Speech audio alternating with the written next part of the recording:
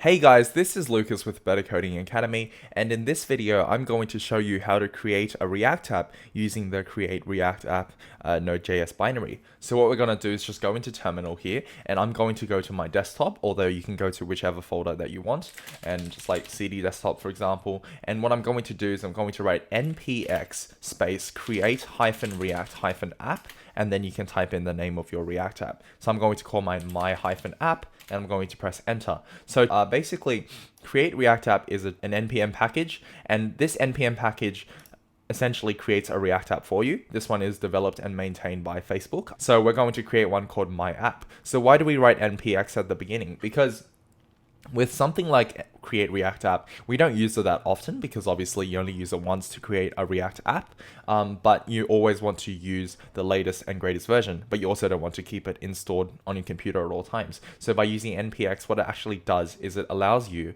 to use it one time, and it basically downloads it, installs it on the spot, gets you the latest version, and installs that for you. So that way you don't have to keep it on your local computer, but it also makes sure that you have the latest version available for use. So now that this is done, you can just go into the app and type yarn start. So I'm going to go cd my app, and I'm going to actually open this in Visual Studio Code. So I've got my code over here.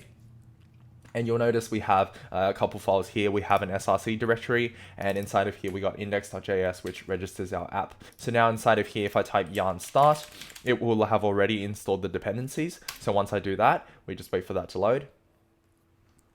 And I've got my Chrome window open over here, and I just need to paste in the URL. Well, your one should automatically open, so my one opened in a different tab. So now if you do that again, it should come up right here. Yep. So it automatically opens it in the browser, and you've got your React app open over here. So now all you have to do in order to edit this app is change the code. For example, you can say hello YouTube, and then save that. And once you save and you go back into Chrome, you'll notice it updates and now it says hello YouTube.